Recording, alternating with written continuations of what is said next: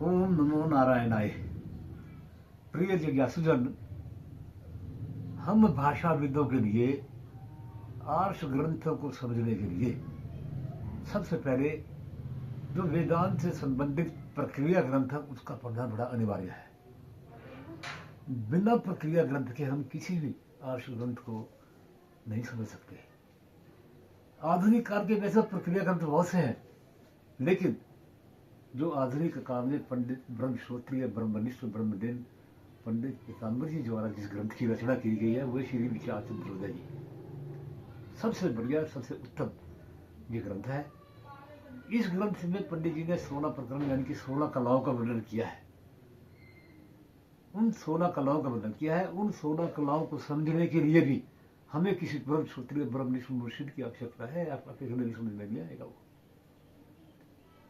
जब तक हम ये समझ जाएंगे, फिर इस ग्रंथ को पढ़ने से हमें जो भी वेदांत से संबंधित ग्रंथ हैं, चाहे वो विचार सागर हो, चाहे वो पंचदशी हो, चाहे वो उपनिषद हो, चाहे श्रीमद् भगवद गीता हो, चाहे यहाँ तक कि ब्रह्म सूत्र भी हो, उनको पढ़ने में हमें बड़ी सहायता मिलेगी, बड़ी आसानी मिलेगी। लेकिन इन ग्रंथों को भी पढ़ने के लिए हमें किसी ब्रह्म सूत्री ब्रह्मनिष्ठ मुर्शिद की आवश्यकता है, स्वयं नहीं पढ़ सकते। मैंने भी इस ग्रंथ को हमारे मुर्शिद ब्रह्म सूत्रीय ब्रह्मनिष्ठ ब्रह्मदीन स्वामी विवेकानंद गिरि जी महाराज, उनसे भी मैंने इस ग्रंथ को कई बार उनके मुख से सुना, पढ़ा और याद किया, तब जाकर के हमारे समझ में आया और तब जाकर के हमने आगे आगे जितने भी वेदांत से संबंधित ग्रंथ है उनका स्वाध्याय किया।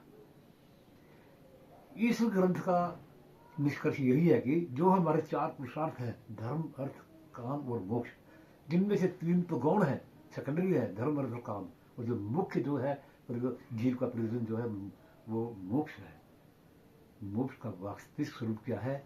सर्व दुख की अत्यंत निवृत्ति और परमानंद की प्राप्ति। यही इस आवागम के चक्कर से छुड़ा सकता है। ये इस ग्रंथ का निष्कर्ष है। ब्रह्मत्य समाधि। ओम शांति शांति शांति।